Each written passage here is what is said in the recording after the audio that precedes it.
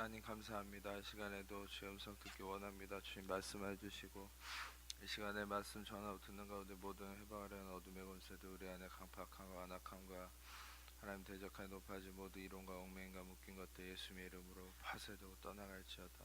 오직 성령님만 이곳에 환영하고 초청하고 모셔드리고 인정하고 의지하오니 영광으로 임하시고 다스리시고 충만케 하시며 주의 나라가 임하여 주시고 뜻이 하늘에서 이루어진 것 같이 땅에서도 이루어지며 주께서 예비하신 각 심령 안에 30배, 60배, 100배 차고 넘치는 의미를 가득하도록 시간 주장하시고 역사해 주옵소서. 오직 빛과 구원 되신 예수님의 그 이름만 계시되고 증거되고 나타나기 원하오니 예수님 홀로 영광 받으시고 찬양 받으시며 예수님의 그 이름만 증거되고 나타나기 원하오니 주님 역사해 주옵소서. 오직 예수님만을 이 시간에 높이며 찬양하며 경배하며 예배하오니 주님 홀로 영광 받아 주옵소서.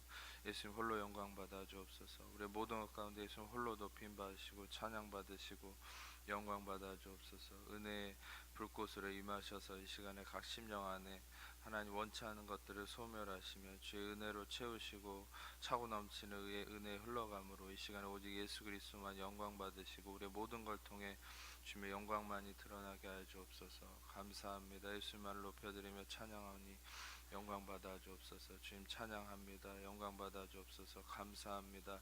주님을 높여드리며 찬양하오니 주님 모든 영광 주님께 올려드립니다. 감사합니다. 주님을 높여드리며 찬양하오니 주님 홀로 영광 받아 주옵소서. 감사합니다. 우리 함께 하심을 믿고 감사합니다. 우리의 모든 영광 받게 합당하신 주님을 높여드리며 찬양하오니 주님께 감사 찬양 올려드리며 우리를 사랑하시는 예수님 이름으로 기도합니다. 아멘.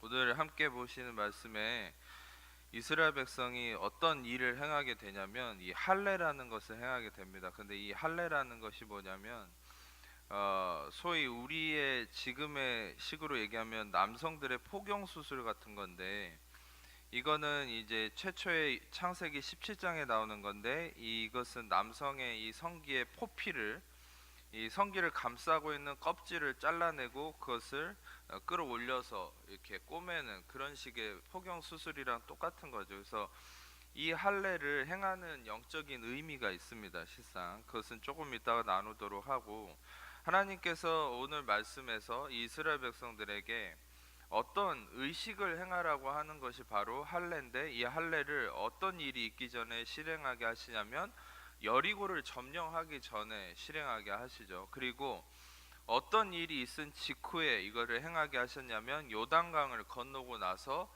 직후에 이 일을 행하게 하신다는 사실이죠. 이 할례라는 것이 무슨 의미인가라는 것은 이따가 설명을 하도록 하고 일단 이 상황적 배경은 요단강을 건너고 난 이후에 하나님께서 이 요단강을 건너게 한 사건들을 우리가 돌아보면 요단강을 건넜을 때 조금은 우리가 전에도 설교 시간에 한번 나눈 적이 있지만 홍해랑은 다르다는 생각을 보통 갖는 경우가 있는데 홍해랑 똑같은 원리입니다. 홍해도 하나님께서 전적인 은혜로 이스라엘 백성을 바닷물을 가르시고 이렇게 구원을 하셨는데 요단강도 전혀 다르지 않습니다. 왜냐하면 이 제사장들은 언약궤랑 한 몸이 되어서 그들이 언약궤가 즉 언약궤는 예수 그리스도를 상징하는데 언약궤가 제사장들과 함께 백성들보다 먼저 물을 밟았을 때 물이 갈라졌죠.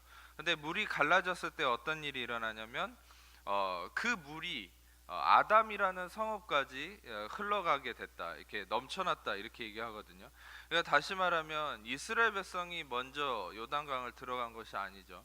그것은 이 언약궤를 맨 제사장들, 언약궤와 제사장은 하나라고 보시면 됩니다. 왜냐하면 제사장들은 택함 받은 어떤 예수님의 언약궤를 상징하는 예수님과 하나됨을 의미하는 존재이기 때문에 이 언약궤를 맨 제사장들이 요단강을 밟았다는 것은 뭐냐면 그것은 바로 예수 그리스도가 이스라엘 백성을 대신해서 먼저 이 요단강으로 들어갔다. 전에도 풀이를 해드렸죠. 요단이라는 말은 야라드와 덴이 합쳐진 말로서 이거는 야라드 내려간다, 덴 심판, 그러니까 심판으로 내려간다는 얘기거든요. 그러니까 인류는 그 누구도 누군가를 대속하기 위한 심판으로 내려갈 수 없죠. 자기가 자기 죄 때문에 심판을 받아야 될 수밖에 없죠. 모든 사람이 죄를 범하였으면 하나님 영광에 이르지 못하더니, 다시 말하면 자기가 자기 심판을 받아야 되지만 예수 그리스도는 의인으로서 고린도후서 5장 21절 말씀처럼 하나님이 죄를 알지도 못하시니 우리를 대신해서 죄를 삼으신 것은 우리로 하여금 그 안에서 하나님의 의가 되게 하려 하시며, 다시 말하면 예수 그리스도만이 우리를 대신해서 죄가 되시고 대속하셨을 때 효력이 나타날 수 있다는 것인데, 그것은 바로 그분이 죄를 짊어질 수 있는 의인이시기 때문이죠. 아멘. 우리는 아무리 선한 일을 행한다 할지라도 이 세상에서 로마서 5장에서 얘기하는 것처럼 의인을 위해서 죽는 건 쉽지 않고 선인을 위해서 용감히 죽는 자가 혹 있다고 얘기하지만, 여러분 그 누구도 누군가를 위해서 죄짐을 짊어질 수 없다는 것이죠. 아무리 착한 사람이라도 오직 예수 그리스도만이 죄짐을 짊어질 수 있는 의인이시기 때문에 그분은 의인으로서 이 땅에 오셔서 우리를 대속하시는, 대신 심판을 받으시는 존재다, 구속자다라는 사실이에요. 그래서 실상 언약계름의 제사장들이 요단강 심판으로 들어갔을 때 어떻게 됐습니까?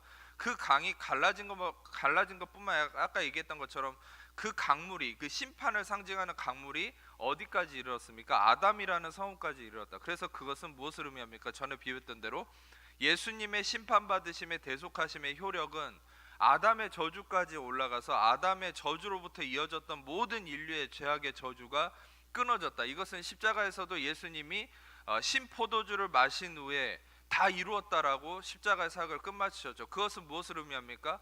아버지가 신포도를 먹으면 아들의 이가 시다라고 하는 이스라엘의 속담처럼 아담의 저주, 한 사람의 범죄로 말미암아 모든 사람이 범죄에 이르렀다. 즉 한 사람의 죄악이 모든 사람의 죄의 결과로 이어진 이 죄의 대물림, imputation of sin, 이 죄의 대물림이 예수님이 신포도주를 마시고 난 이후에 다 이루었다 하셨을 때 그것이 완전히 끊어지게 됐다는 사실을. 아멘. 그래서 실상 여러분들이 알아야 될 것은, 여러분들 대에, 여러분 윗선에, 또 여러분들 자신이 어떤 죄와 저주와 질병과 문제에 이끌려 있다 해도 여러분이 예수 안에 있다면, 여러분이 예수님의 구원의 믿음이 있다면, 예수님이 십자가에 신포도주를 마시는 죄의 대물림을 끊음으로 인한 그 죄사함의 은혜 때문에 여러분들을 통해서 어떤 죄 대물림도 없다는 사실이. 아멘. 실상 이것들을 그리스도인들이 잘못 알고 잘못되게 마귀한테 속아 있는 부분이 너무 많습니다. 왜냐하면 내가 이런 죄를, 내가 이런 질병, 내가 이런 문제가 있기 때문에 내 자녀에게, 또 나의 윗대에 어려움이 있기 때문에 나에게 그런 게 흘러오지 않을까? 여러분 실상 여러분들의 그 생각이 저주로 이끄는 거예요. 마귀는 이미 예수님 안에서 죄의 대물림과 저주가 끊어졌음을 알고 있어요. 근데 여러분들의 그 생각에 거짓됨을 심어놓음으로 인해서 여러분들 스스로가 그 저주를 받아들이게 하는 거예요. 여러분들 복음을 들음으로 인해서 여러분 생각으로부터 그 저주를 끊으셔야 됩니다. 아멘. 이미 실질적 저주는 끝났어요. 제가 십자가에서 예수님이 이루신 세 가지의 가장 핵심적 의미를 얘기해 드렸죠. 예수님이 십자가에서 세 가지를 끊으셨는데, 그거는 허물과 형벌과 정죄와 죄의 대물림, 이 세 가지를 끊었다 했잖아요. guilty, condemnation and punishment and imputation of sin, 이 세 가지를 예수님이 끊으셨는데, 여러분 우리가 이 세 가지를 왜 알아야 되냐면, 예수님이 십자가에서 우리의 허물에 대해서, 형벌과 정죄에 대해서, 죄의 대물림에 대해서 끊으셨기 때문에 우리는 이 세 가지에 대해서 완전히 프리한 자, 우리는 자유로운 자라는 거. 아멘.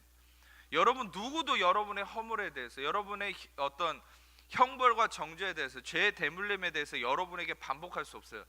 여러분이 율법 아래 있을 때는 그것이 적용되지만 여러분들은 그 어떤 부분에 대해서도 여러분에게 있는 허물이나 형벌이나 정죄함에 대해서, 죄의 대물림에 대해서 여러분들은 그리스도의 피로 이미 자유함을 얻은 자입니다. 아멘. 그래서 우리는 그 자유, 아멘, 그 자유함을 얻은 자로서 살아야 된다는 거예요. 아멘. 이것이 불분명하면 여러분들은 아무런 교회 다닐 의미가 없는 거예요. 실상 여러분들 우리가 복음 안에 있어야 하는 이 어떤 존재적 이유 때문에 여러분들이 교회 안에 있는 거예요. 교회 친구 만나러 오고 여러분들이 교회 뭐 이렇게 즐기러 오는 게 아닙니다. 여러분들은 복음을 듣고 그 복음이 그리스도 안에서 어떻게 이루어졌는지를 듣고 그 능력 안에서 여러분들이 이 세상 속에서 여러분들이 승리의 삶을 살아가 나가기 위해서 여러분 교회 다니는 거예요. 실상 여러분들이 전에도 나눴지만 여러분들은 빅팀이 아닙니다. 여러분들은 빅터예요.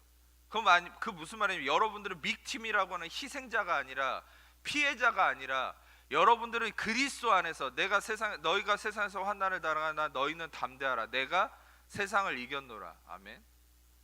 여러분들은 빅터, 여러분들은 승리자라는 사실. 아멘. 지금 실상 여러분들이 좀 부족함이 있고 문제가 있다 할지라도 여러분들 안에 이미 승리하신 예수 그리스도로 인해서 여러분 승리자가 이미 된 것입니다. 여러분 그 믿음을 갖기를 축복합니다. 그래서 예수 그리스도의 상징성이 되는 언약궤가 요단강에 들어갔을 때 요단강이 갈라졌잖아요. 거기를 이스라엘 백성들이 건너고 나서 하나님이 한 가지를 명령하셨습니다. 그거 뭐냐면 요단에 너희가 서 있을 때 너희가 있었던 그곳에 돌들을 각 지파에 한 사람씩 나와서 돌들을 어깨에 메고 나오라는 거예요.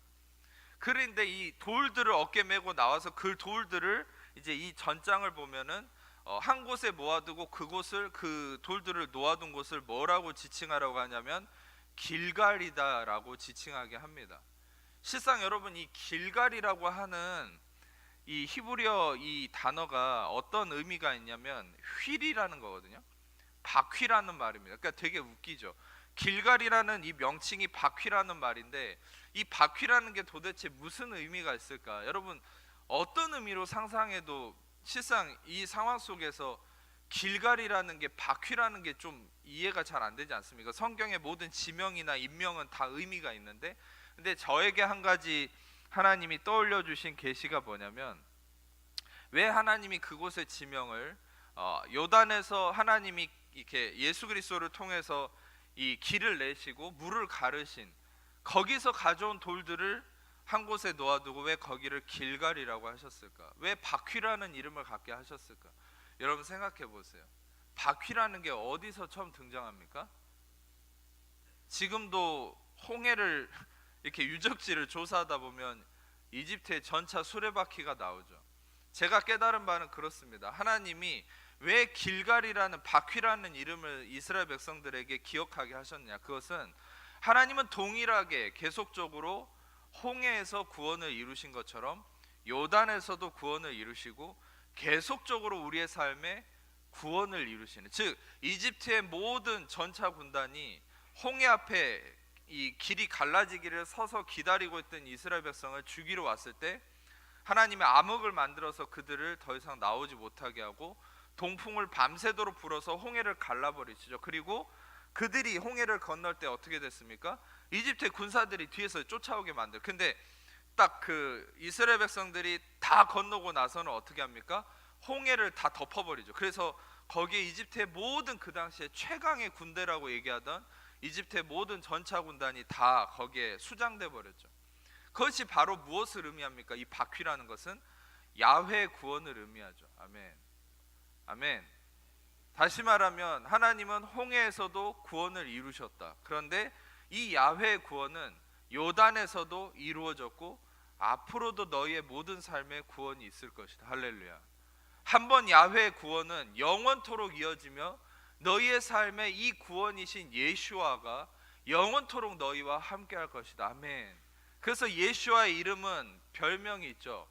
임마누엘, 영원토록 너희와 함께한다. 하나님이 우리와 함께한다. 임마누엘. 다시 말하면 구원은 영원토록 우리와 함께한다. 그것은 무슨 말입니까?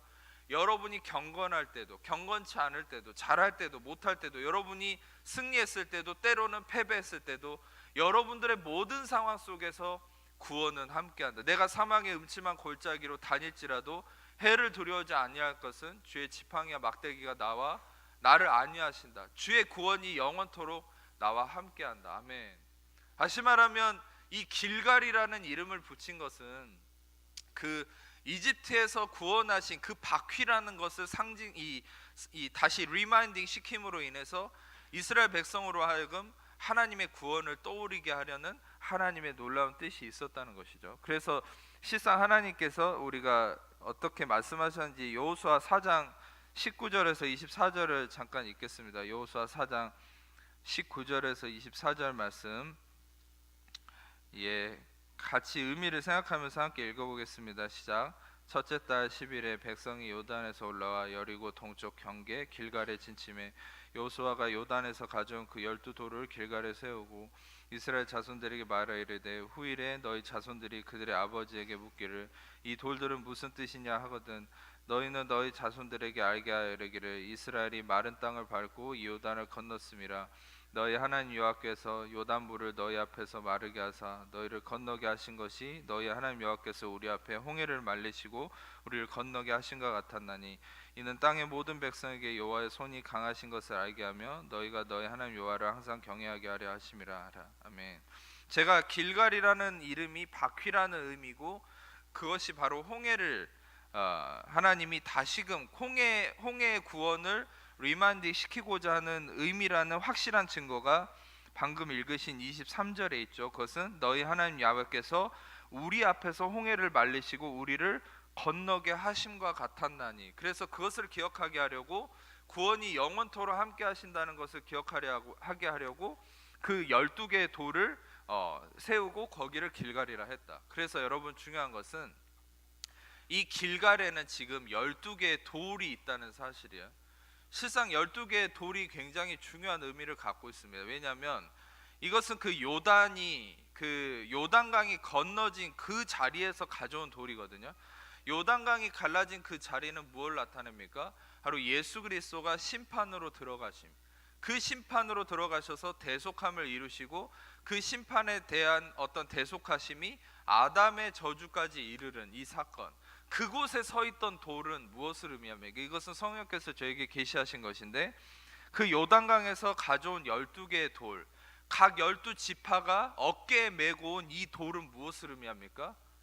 이건 바로 예수님의 심판의 자리, 바로 예수님이 우리의 모든 그 피 흘림으로 인한 우리의 모든 죄와 허물을 대속하신 바로 그 자리, 그것은 바로 예수 그리스도의 십자가를 상징하는 것이에요. 그래서 이 예수 그리스도의 십자가를 상징하는 바가 이 12개의 돌입니다. 그래서 이 12개의 돌을 길갈이라는 곳에 내려놓고 그 길갈 앞에서 이스라엘 백성은 무엇을 행했는지가 굉장히 흥미로운 사실인데 그것이 바로 오늘 할례를 행한 거예요. 할례는 실상 가장 처음에 어디서 나타나냐면 창세기 17장을 보겠습니다. 창세기 17장 9절에서 14절 말씀 같이 읽어보겠습니다. 시작.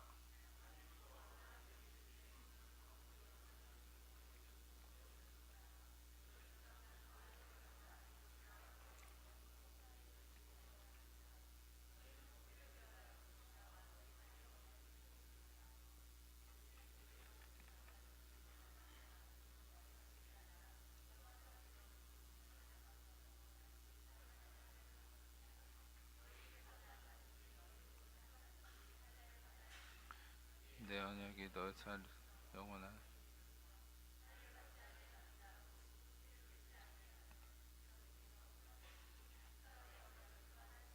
그렇습니다. 이 아브라함이 처음으로 하나님께서 할례를 하게 하심으로 언약을 맺으시는 건데 이 할례는 실상 아까도 말씀드렸듯이 이 할례가 의미하는 바가 굉장히 흥미로워요. 그것은 뭐냐면 아까도 얘기했듯이 남성의 성기를 감싸고 있는 껍질을 잘라내고 그것을 벗겨내는 거죠. 위쪽으로.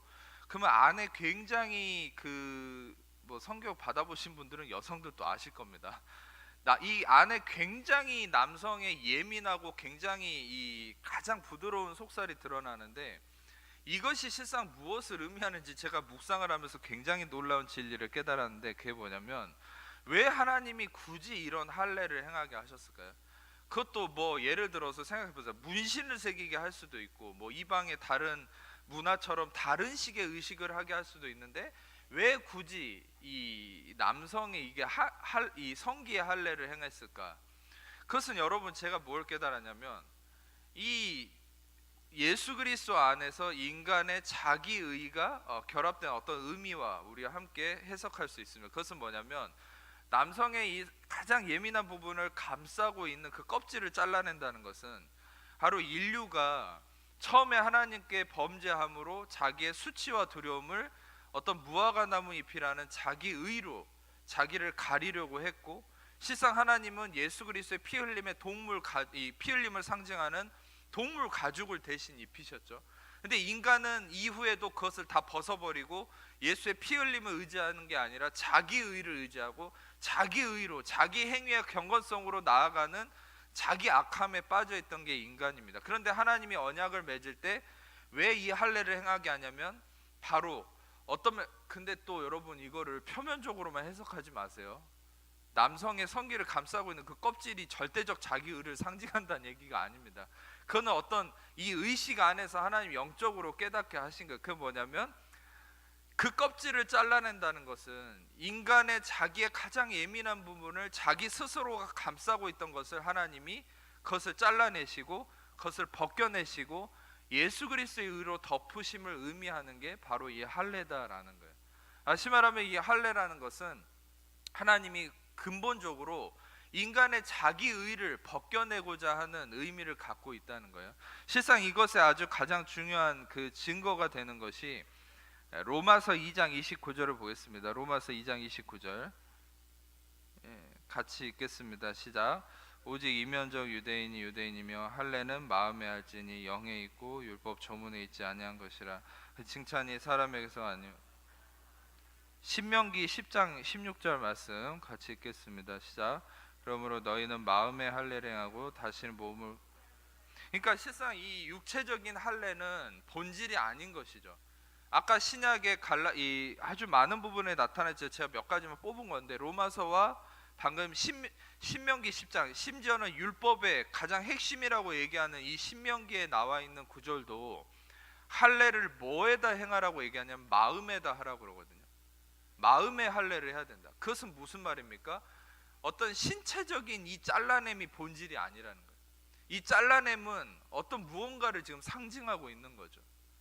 그것은 실상 유대인들이 율법주의자들이 할례를 했냐 안 했냐, 심지어는 나중에 이방인들이 예수님을 믿고 나서 이방인들에게도 할례를 해야 된다 이런 식으로 강조하거든요. 근데 바울은 뭐라고 얘기하냐면 할례를 몸에다 하는 게 그게 중심이 아니야.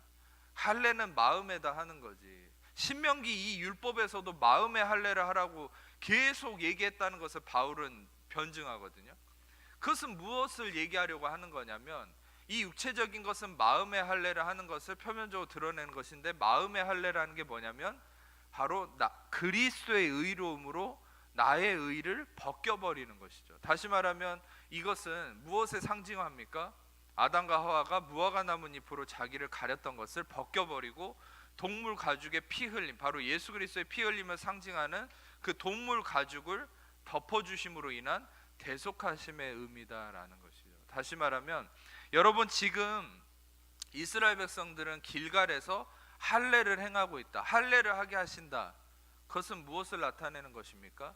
바로 이스라엘 백성들의 자기 의를 벗겨버리고 그리스도의 피 흘림의 의를 다시금 옷 입히려고 하는 것이다. 그리고 여러분 말씀을 다시 돌아가서 여호수아 5장 말씀을 다시 보셨으면 좋겠는데 여호수아 5장 9절을 보겠습니다. 여호수아 5장 9절 말씀 한번 같이 다시 한번 읽어보겠습니다. 시작.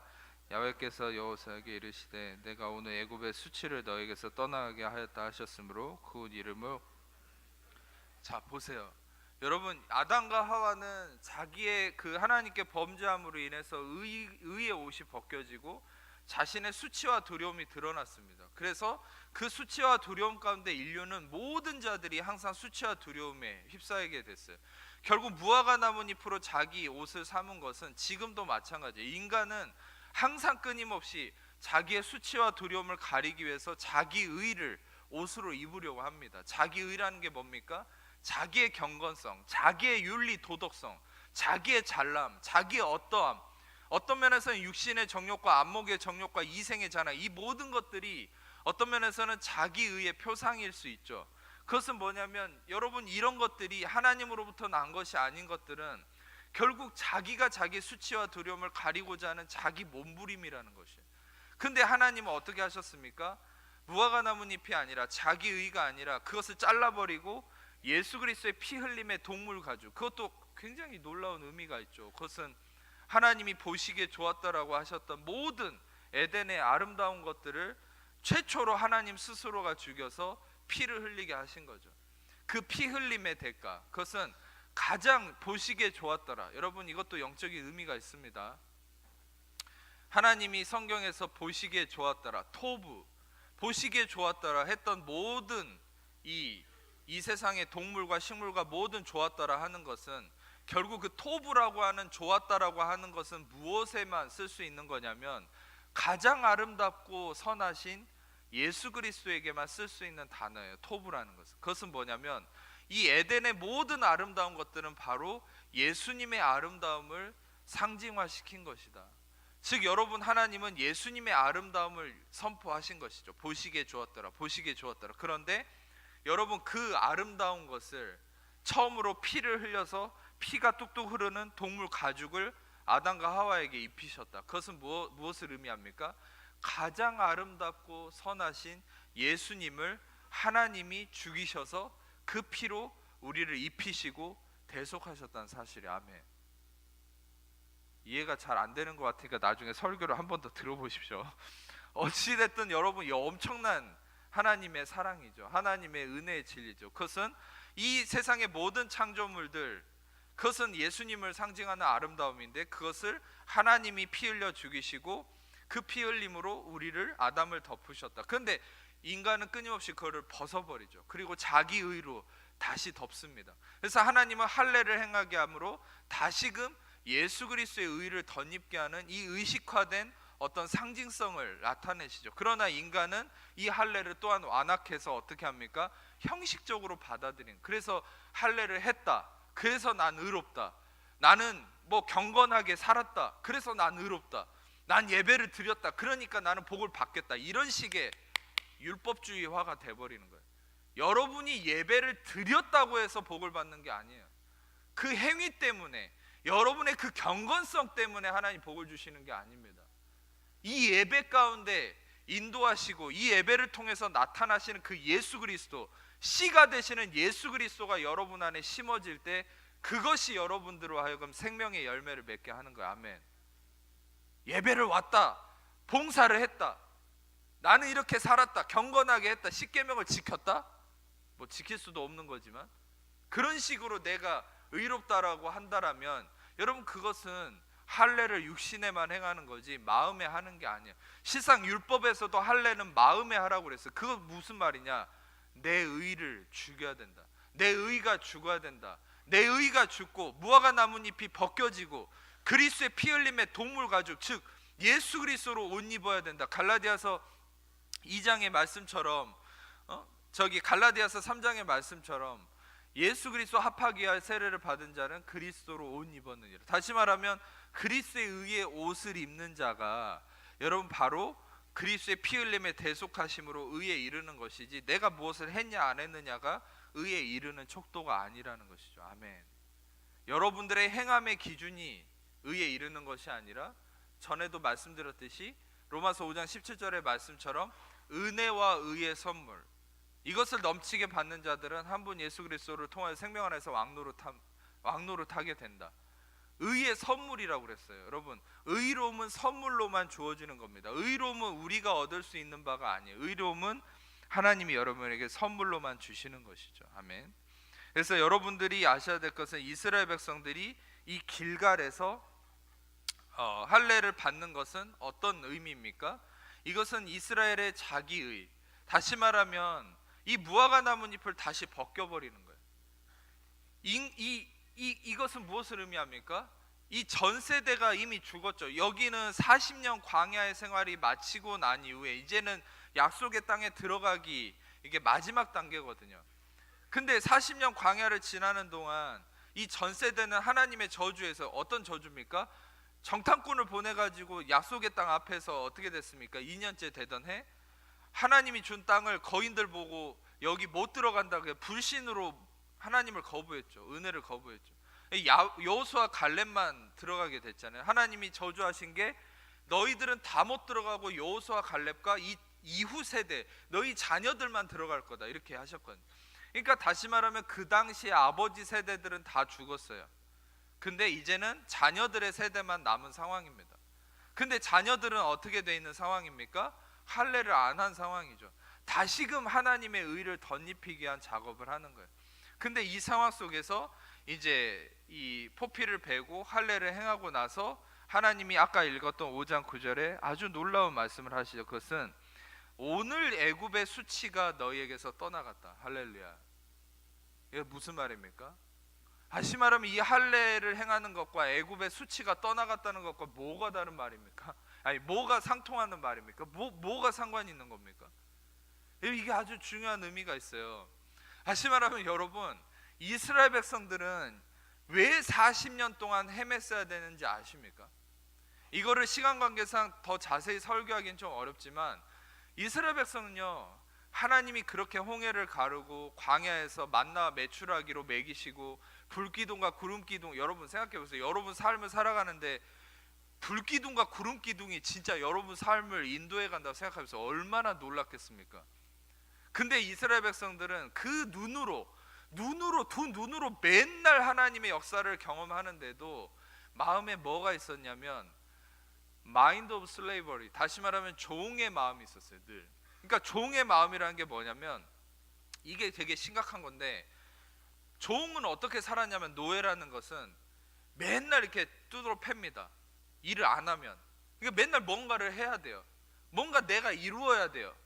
근데 여러분, 이스라엘 백성이 홍해를 구출받고 나서 광야에서 이스라엘 백성들은 무언가를 하는 삶이 아니죠.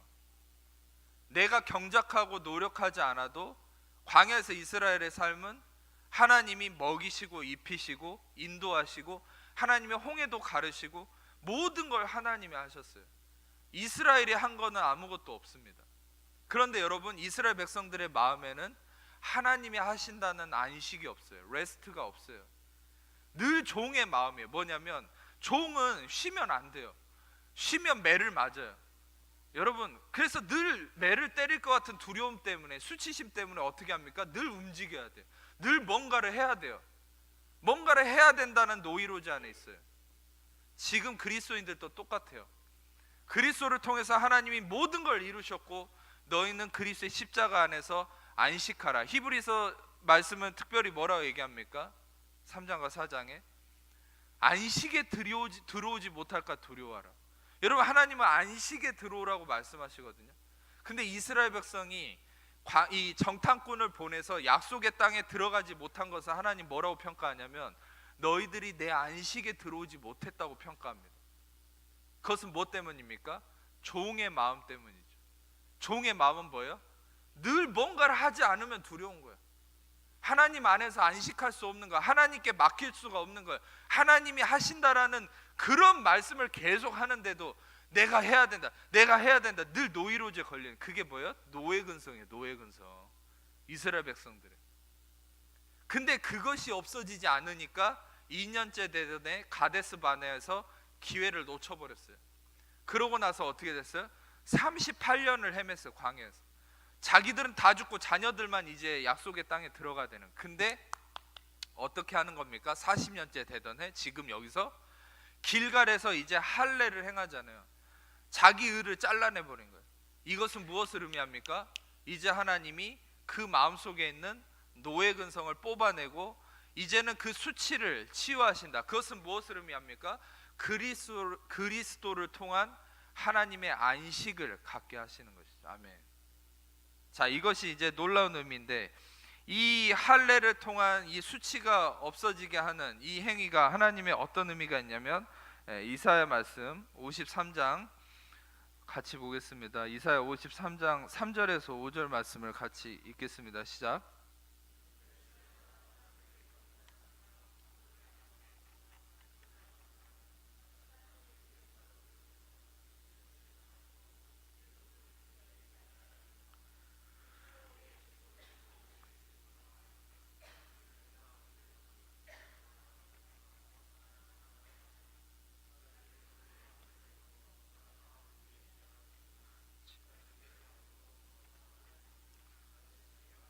나음을 입었도다. 베드로전서 2장 24절 같이 읽겠습니다. 베드로전서 2장 24절 시작.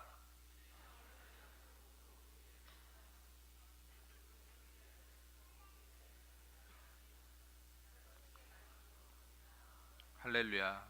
예수님이 대속하심으로 예수님이 이 가죽옷이 피 흘림을 통한 이 대속하심으로 인해서 이 길갈에서 할례를 행한 것은 바로 이 애굽의 수치가 벗어나게 했다. 이것은 무엇을 의미합니까? 길갈이라는 것도 아까도 얘기했듯이 구원하심을 상징하는 의미이고, 여기서 할례를 행한 것, 즉 나의 어떤 자기의를 잘라냄, 다시 말하면 이 모든 상황 속에서 하나님은 무엇을 나타내냐면 예수님의 대속하심으로 인한 우리의 치유함, 우리의 온전함. 예수님이 채찍에 맞음으로 우리는 나음을 얻었도다. 아멘. 예수님이 채찍에 맞음으로 나는 나음을 입었도다. 아멘. 예수님이 채찍에 맞음으로 나는 나았도다. 아멘. 따라 봅시다. 예수님이 채찍에 맞음으로 나는 나았다. 예수님이 채찍에 맞음으로 나는 나았다. 예수님 채찍에 맞음으로 나는 나았다.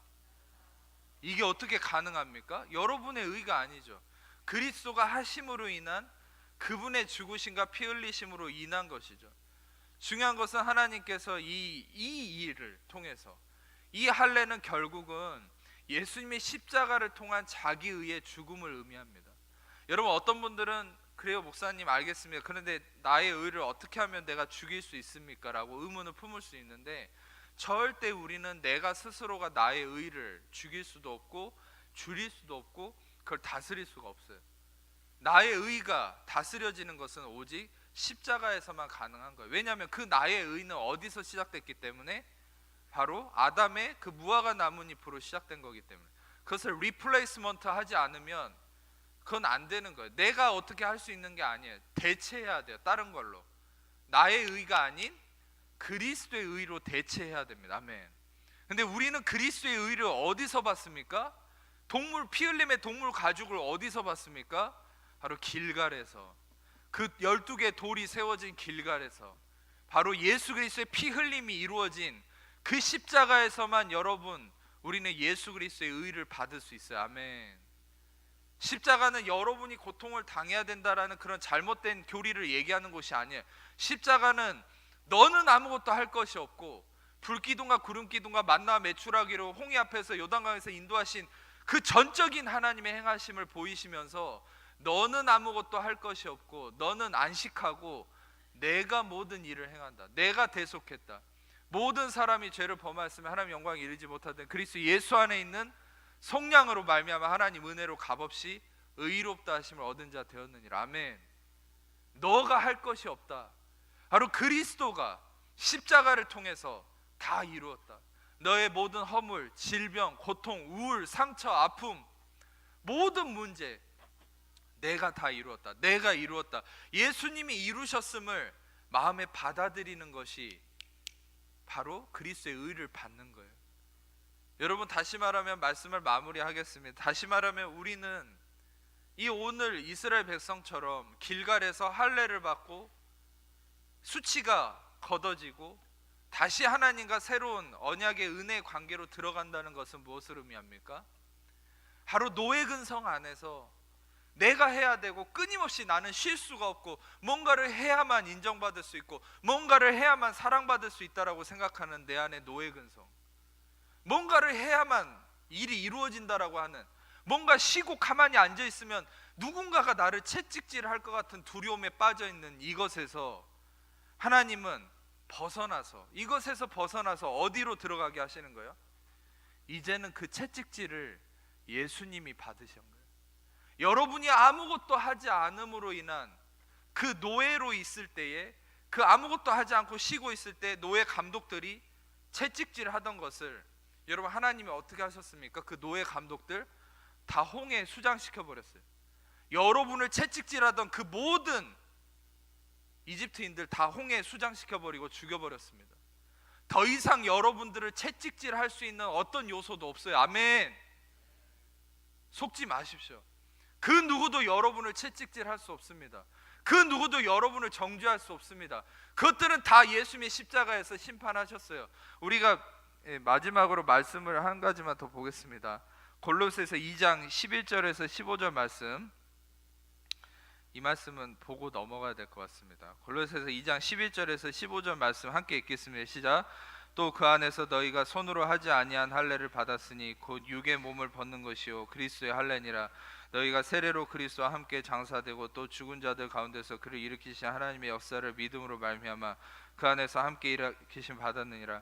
또 범죄와 육체의 무할례로 죽었던 너희를 하나님이 그와 함께 살리시고 우리의 모든 죄를 사하시고 우리를 거스르고 불리하게 하는 법조문으로 쓴 증서를 지우시고 제하사 십자가에 못 박으시고 통치자들과 권세들을 무력화하고 드러내어 삼으시고 십자가로 그들을 이기셨느니라. 아멘. 여러분들을 괴롭히는 모든 것들을 다 십자가에 못 박으시고 믿으십니까? 여러분들을 괴롭히는 질병, 수치, 우울, 고통, 상처, 그 모든 것들이 항상 여러분의 양심조차도 늘 채찍질하잖아요. 가만히 있으면 뭐 해야 된다고, 너 안 하고 있으면 너 게으른 거라고 계속 채찍질한, 여러분을 채찍질하던 그런 것들을 다 하나님이 홍해에 수장시켜 버렸다니까. 믿으십니까? 이미 십자가에 다 못 박아 버렸어요. 누구도 여러분을 더 이상 채찍질할 수 없습니다. 누구도 여러분을 더 이상 정죄할 수 없습니다. 아멘. 이제 여러분들은 어떤 존재냐? 노예가 아니에요. 여러분들 하나님의 자녀입니다. 너희는 다시 무서워하는 종의 영을 받지 않고 양자의 영을 받았으므로 아바 아버지라 부르짖느니라. 우리는 하나님의 자녀입니다. 우리는 채찍질 받는 사람들이 아니에요. 예수님이 이미 채찍질을 받으셨어요. 아멘. 살점이 뜯기고 뼈가 드러나고 모든 피를 다 쏟았어요. 왜입니까? 여러분이 더 이상 어떤 거에 대해서도 정죄받고 채찍질 당하지 않게 하시기 위해서. 아멘. 예수님이 채찍질을 이제는 당하셨고 끝내셨기 때문에 누군가가 여러분을 정죄하고 채찍질을 한다면, 또 여러분의 생각 속에 그런 게 있다면 그건 불법이죠. 그건 잘못된 겁니다. 합법적인 것이 뭡니까? 여러분들은 사랑받는 자고 하나님이 기뻐하는 자고 여러분의 어떤 모습에도 상관없이 이미 그리스도가 여러분들의 모든 걸 다 이루셨기 때문에 여러분들은 그리스도가 이루셨다는 그 믿음 안에서 안식하고 나아가는 자가 여러분이라는 사실이. 아멘. 여러분 안식을 누리기를 축복합니다. 제가 과격한 믿음을 선포하자면 뭔가를 해야 된다는 생각을 하지 말고 그냥 하지 말고 십자가 안에서 안식하세요. 그러면 그리스도가 하시는 것을 하나님이 경험케 하실 겁니다. 아멘. 여러분들이 하지 않는다, 안식한다라는 것은 인간적으로 아무것도 하지 않는다, 침대에 누워있고 가만히 있다라는 의미가 아니에요. 마음의 문제죠. 마음의 조급함, 두려움, 수치, 마음의 어떠함이 풍랑이 잠잠게 되는 거예요. 모든 안식과 평안의 근원이신 예수 그리스도가 여러분과 제 안에 있습니다. 아멘.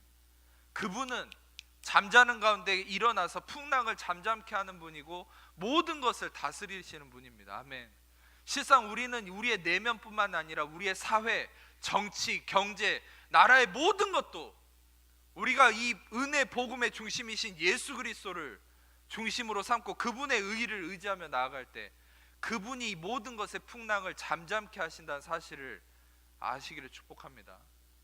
여러분이 이 예수 그리스도가 중심이 되신 은혜 복음이 여러분 안에 흘러넘치면, 이 교회들 안에 흘러넘치면 어떤 한 명의 정치인이나 어떤 한 명의 훌륭한 군인이나 경제인이나 어떤 사람들이 이 나라를 바꾸는 게 아니라 그 은혜의 중심이신 은혜이신 예수 그리스도가 이 나라와 이 세계와 이 모든 영역을 그분이 풍랑을 잠잠케 하신다는 사실이에요. 아멘. 그분이 안식을 이루시죠. 샬롬, 평안할지어다. 샬롬, 그분이 안식을 이루세요. 여러분이 여러분 안에 이 안식을 찾기를 축복합니다. 이 안식이 이루어지기를 축복합니다. 더 이상 노예처럼 사지 마세요. 누구도 여러분을 채찍질할 수 없어요. 아, 내가 이렇게 살면 게으른 거 아닌가? 그 생각이 당신으로 하여금 조급하게 해서 당신의 삶을 더 망가뜨리는 겁니다. 게으름이라는 의미는 그런 의미가 아니에요. 뭔가를 끊임없이 하는 게 부지런한 게 아닙니다. 그건 분주한 거지. 뭔가를 끊임없이 하는 걸 멈추고 가만히 있는 게 게으른 게 아니에요. 게으르다는 것은 어떤 의미에서는 하나님 안에서 저는 그런 생각이 듭니다. 이 게으름이라는 의미도 여러분들에게 정의를 해드려야 되는데, 우리는 보통 잘못된 의미가 게으름이라는 건 아무것도 안 하고 있는 게 게으름이라고 생각하는데, 저는 어떤 면에서는 이 안식 가운데 들어오지 못하는 사람이 진짜 게으르다는 생각이 들어요. 그러니까 노력을 하는데 정말 진짜 실질적 열매가 없는 사람 있잖아요. 야, 이게 어떤 분들은 정죄감을 가질 수 있는데 정죄감 갖지 마세요. 저는 의미를 진리 안에서 설명해 드리려고 이 얘기를 드린 겁니다. 죽어라고 노력하는데 열매가 별로 없어요. 그게 게으른 거예요. 좀 충격적이죠. 부지런하다고, 여러분, 이 부지런하다는 것을 분주한 것과 헷갈리지 마십시오. 어떤 면에서는 우리는 분주하게 살았던 거죠. 부지런하게 산 게 아니라. 여러분들은 은혜의 안식 속에서 진짜 부지런하고 진짜 안식을 누리는 사람이 되기를 축복합니다. 오늘 말씀을 계속 들으시고 이 말씀을 깨달을수록 여러분들은 진짜 부지런하고 진짜 안식을 누리는 자가 될 것입니다. 아멘. 예, 다시 한번 설명하면 게으르다는 게 뭐예요? 아무것도 안 하는 게 게으른 게 아니라 죽어라고 뭔가를 하는데 열매가 없는 거, 그게 게으른 거예요. 아무것도 하지 않는 게 게으른 게 아니라, 여러분들과 저는 실상 어떤 존재냐면 그리스도가 이루신 안식 속에서 걸어 나가는 삶. 이것만 얘기하고 마치겠습니다. 크리스마스 설교 때 제가 얘기했던 것처럼 우리는 구원받기 이전에는 내가 뭔가를 이루어야 되는 그런 목적성을 가진 존재였다면, 우리는 그리스도 안에 거듭나고 믿음의 자녀가 된 이후에는 우리는 종이 아니라 하나님의 자녀이기 때문에 우리는 어떻게 바뀐 겁니까?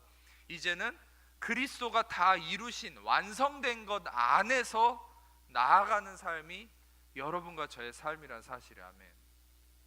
아멘. 감동이 안 되십니까? 아멘. 여러분과 저는, 다시 한번 얘기할게요, 여러분과 저는 뭔가를 이루어야 되는 노력 가운데 사는 존재가 크리스천이 아니라니까요. 크리스천은 이미 그리스도가 이루신 것 안에서 나아가는 삶이에요. 다 가진 자로서 나아가는 삶이에요. 제가 이렇게 비유해서 좀 미안할 수 있지만 왕과 거지를 비유해 봅시다. 거지는 뭔가를 노력할 때 왜 노력합니까? 오늘 그 노력을 하지 않으면 굶어 죽으니까 노력해요. 근데 왕은 왜 노력합니까? 가진 자로서 통치하기 위해서 노력합니다. 여러분, 우리는 어떤 존재입니까? 우리는 왕 같은 제사장, 거룩한 나라, 그의 소유된 백성입니다. 아멘. 여러분들은 오늘 노력하지 않으면 굶어 죽기 때문에 노력하는 사람들이 아니라, 여러분들은 모든 걸 그리스도 안에서 가진 자고 승리한 자이기 때문에 승리한 자로서 노력하는 자가 여러분이라는 사실이에요. 아멘. 그래서 여러분들은 통치하고 다스리는 자로서 노력하시기를 축복합니다. 그러면 여러분들 세상 사람들과 다른 거예요. 어떤 면에서는 세상 사람들은 오늘 노력하지 않으면 잘못되고 실패할까 봐 그렇게 살지만, 여러분과 저는 아니요, 이미 이룬 자로서 여유 가운데 안식 속에서 노력하죠. 부지런하게 살죠. 그러면 그 부지런함과 노력은 무엇을 위한 겁니까? 통치하고 다스리고 예수 그리스도의 승리를 이 땅 가운데 흘려보내서 죽어가는 자들을 살리기 위한 왕의 노력인 거예요. 아멘. 여러분들은 왕으로서 살기를 축복합니다. 그리스도가 바로 죽으시고 핍박을 당하고 찢기심으로 인해서 여러분과 저는 왕 같은 제사장, 통치하고 다스리는 자, 은혜와 의의 선물을 넘치게 받는 자들은 한 분 예수 그리스도를 통하여 생명 안에서 왕 노릇하리라. 아멘. 이 은혜가 여러분과 저에게 있음을 믿기를 축복합니다. 기도하겠습니다. 이 시간에 아픈 곳이 있는 분, 아픈 곳에 손을 얹고 그 외에 다 가슴에 손을 얹으시고 제가 여러분을 위해서 기도하도록 하겠습니다. 하나님 감사합니다. 이 시간에 십자가에 죽으시고 부활하신 예수님의 대속하심의 은혜와 능력을 의지하며 이 시간에 그 피 흘림의 온전한 대속하심의 피의 능력만을 믿고 신뢰하며 나아가오니, 이 시간에 모든 하나님의 자녀를 묻고 있는 모든 염려, 근심, 불안, 초조, 두려움, 삶의 문제, 질병, 고통, 마귀, 얽매임과 모든 거짓된 잘못된 노예 근성, 모든 상처, 아픔, 우울함, 나사렛 예수님의 이름으로, 죽으시고 부활하신 예수의 이름으로, 그 피 흘림의 놀라우신 예수님의 보혈을 의지하며 예수의 이름으로 명하노니, 하나님 자녀를 묻고 있는 모든 것들 이 시간에 떠나갈지어다. 자유케 될지어다. 끊어질지어다. 모든 하나님 자녀를 묻고 안식하지 못하게 하고 하나님 은혜를 누리지 못하게 하는 모든 거짓된 것들 예수의 이름으로 온전케 될지어다. 끊어질지어다. 자유케 될지어다. 머리끝부터 발끝까지 예수의 피를 덮습니다. 예수의 이름으로 모든 심령, 모든 묶고 있는 모든 육체의 문제, 모든 관절, 근육, 모든 장기의 모든 문제들 예수의 이름으로 떠나갈지어다. 자유케 될지어다. 온전케 될지어다. 예수의 이름으로 온전케 될지어다. 모든 관절의 근육의 문제 예수의 이름으로 온전케 될지어다. 심장, 장기, 모든 내장의 문제들 예수의 이름으로 온전케 될지어다. 모든 면역세포 온전케 될지어다. 온전케 될지어다. 모든 신경계 문제 예수의 이름으로 온전케 될지어다. 자유케 될지어다. 모든 육신의 모든 문제들 예수의 이름으로 온전케 될지어다. 온전케 될지어다. 모든 가슴의 모든 문제들 예수의 이름으로 온전케 될지어다. 자유케 될지어다. 회복될지어다. 모든 머리끝부터 발끝까지 예수의 이름으로 온전케 될지어다. 자유케 하심을 믿습니다. 예수님이 이미 채찍에 맞음으로 우리는 나았습니다. 예수님이 채찍에 맞음으로 우리는 나았습니다. 예수님 채찍에 맞음으로 우리는 나았습니다. 주님 감사합니다. 예수님만이 높임 받으시고 찬양 받아 주옵소서. 모든 영광을 예수님께만 올려드립니다. 예수님만을 찬양하고 높여드리며 영광을 올려드립니다. 주님 홀로 영광 받아 주옵소서. 감사합니다. 모든 영광 주님께 올려드리며 우리 사랑하시는 예수님 이름으로 기도합니다. 아멘.